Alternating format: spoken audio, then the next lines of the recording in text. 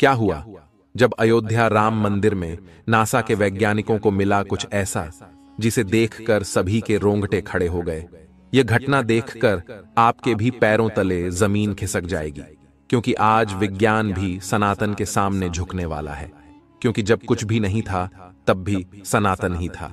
आजकल के वैज्ञानिक कई बार प्रभु श्री राम को काल्पनिक बताने की कोशिश करते हैं। उनका मानना होता है कि रामायण तो कभी हुई नहीं थी, लेकिन जब सोमेश शर्मा नाम के वैज्ञानिक राम मंदिर पहुंचे तो उनके साथ ऐसे ऐसे चमत्कार हुए जिसके बारे में जानकर आपके भी रोंगटे खड़े हो जाएंगे। आगे बढ़ने से पहले अगर आप भी सच्चे राम भक्त हैं तो वीडियो को लाइक करके कमेंट बॉक्स में जय श्री राम जरूर लिखें। राम मंदिर बनना हम सभी सनातनियों के लिए एक सपना था, और जब 22 जनवरी 2024 को भव्य राम मंदिर का मेन प्राण प्रतिष्ठा का समारोह हुआ तो पूरे देश में खुशी की लहर दौड़ पड़ी। हर कोई झूम रहा था और अपने घर में दिवाली मना रहा था, क्योंकि यह 500 साल के संघर्ष का नतीजा था। और इस पूरे घटनाक्रम से हमें यह समझ आता है कि अगर आप सच्चे हैं और सत्य के साथ खड़े हैं तो आपकी कभी पराजय नहीं हो सकती। और आज भव्य राम मंदिर का निर्माण हो चुका है। लाखों श्रद्धालु रोजाना राम लल्ला के दर्शन कर रहे हैं। इसी बीच सोमेश शर्मा नाम के एक वैज्ञानिक, जिन्होंने अमेरिका से विज्ञान की पढ़ाई की और नास में कई सालों तक वैज्ञानिक के तौर पर रहे, उनकी बुद्धि पूरी तरह से पश्चिमी सभ्यता की हो चुकी थी। वह अपने इष्ट को भूल चुके थे और केवल विज्ञान को ही अपना भगवान मानते थे। उनका ऐसा कहना था कि भगवान होते ही नहीं है, जो भी है केवल विज्ञान है, और यह दुनिया विज्ञान के सहारे ही चल रही है। लेकिन अयोध्या के राम मंदिर में उन्हें जीवन का बहुत बड़ा सबक मिलने वाला था, क्योंकि जब वह कुछ दिन छुट्टियां मनाने के लिए भारत में अपने घर दिल्ली आए हुए थे, तब राम मंदिर के प्राण प्रतिष्ठा का समारोह हुआ और अगले ही दिन से आम श्रद्धालुओं की दर्शन के लिए भीड़ लग गई। सोमेश जी शर्मा का पूरा परिवार प्रभु श्री राम को बहुत मानता था और नवीन राम मंदिर को देखने के लिए उनके परिवारजन बहुत उत्साहित थे। तो सभी ने आग्रह किया कि एक साथ मिलकर सबको राम मंदिर देखने जाना चाहिए। लेकिन सोमेश जी शर्मा इस बात से राजी नहीं थे, लेकिन बच्चों के कहने पर वे राजी हो गए। लेकिन अभी भी मन में केवल द्वेष भावना थी। सोमेश जी आज से 15 साल पहले अयोध्या आए थे। उस समय अयोध्या फैजाबाद कहलाती थी और यहाँ की स्थिति बहुत खराब थी। लेकिन जब वह साल 2024 में अयोध्या पहुंचे तो अयोध्या की भव्यता देखकर उनके भी रोंगटे खड़े हो गए। जगह जगह स्वच्छता फैली हुई थी।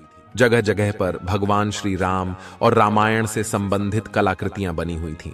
चाहे स्टेशन हो या एयरपोर्ट, सब कुछ भगवा रंग में रंगा हुआ था। ऐसा लग रहा था प्रभु श्री राम का यह मंदिर अपने साथ अयोध्या का विकास भी लेकर आया है। लेकिन सोमेश जी तो अपने विज्ञान को लेकर बैठे हुए थे। वह राम लल्ला की उस मूर्ति को केवल एक पत्थर की मूर्त मानते थे। लेकिन कहते हैं न, जब कोई भक्त अपने भगवान को नहीं मानता तो उसे सही रास्ते पर लाने का काम भी भगवान ही करते हैं। जब सोमेश जी शर्मा ने देखा कि राम मंदिर के अंदर जाने के लिए हजारों श्रद्धालुओं की भीड़ है तो उन्होंने अपने परिवार को आगे कर दिया और खुद पीछे लौट रहे थे। लेकिन उनका परिवार नहीं माना और उन्हें जबरदस्ती राम मंदिर की लाइन में लगाया। जैसे राम मंदिर में आगे बढ़ रहे थे, भक्तों की प्रभु श्री राम के प्रति आस्था देखकर वह काफी हैरान थे, क्योंकि लोगों के अंदर अपने आराध्य की वजह से हिम्मत थी, जीवन में कुछ कर दिखाने की प्रेरणा थी। लेकिन अभी भी वह विज्ञान पर ही टिके हुए थे, क्योंकि वह एक नासा के वैज्ञानिक थे।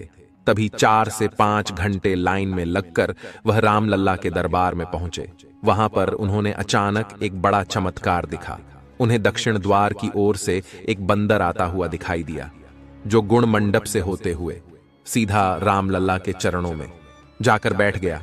राम मंदिर ट्रस्ट का कहना था कि साक्षात हनुमान जी अपने प्रभु के दर्शन करने आए थे। सोमेश जी शर्मा ने जब यह देखा तो उन्होंने पाया कि प्रभु श्री राम के प्रति आस्था केवल मनुष्यों में नहीं बल्कि जानवरों में भी है। यहां पर उनके अंदर बदलाव की सबसे पहली झलक नजर आ रही थी। इसके बाद अचानक की उनका पर्स कहीं पर गायब हो गया।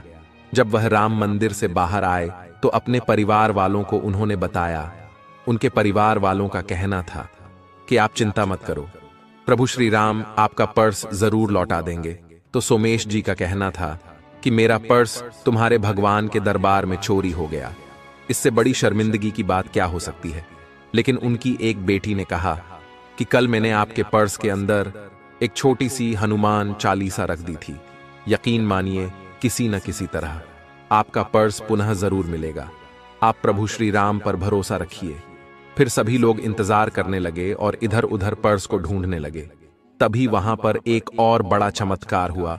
वही बंदर जो दक्षिण द्वार से गर्भगृह में गया था, वह सोमेश जी का पर्स हाथ में लिए हुए दिखाई दिया।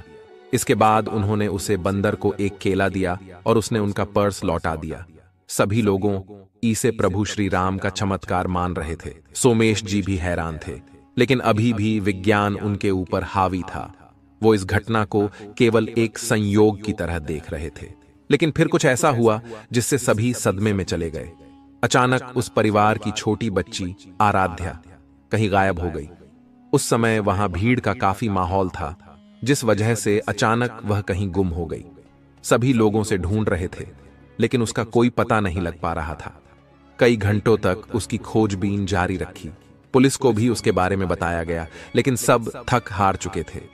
सोमेश जी उस बच्ची से बहुत प्यार करते थे। वह उनकी पोती थी और उनके लिए सब कुछ थी। जब कई प्रयास करने के बावजूद भी आराध्या नहीं मिली, तो उनका पूरा परिवार प्रभु श्री राम से विनती करने लगा। तो सोमेश जी भी पिघल गए। उन्होंने रामलला से कहा कि अगर हमारी बच्ची सही सलामत मिल गई तो मैं मान जाऊंगा कि इस दुनिया में भगवान का अस्तित्व है, और मैं फिर कभी भी सनातन धर्म पर शक नहीं करूंगा। जिसके 15 मिनट बाद फिर एक चमत्कार हुआ, जिसमें वही बंदर उस बच्ची की चप्पल के साथ दिखाई दिया।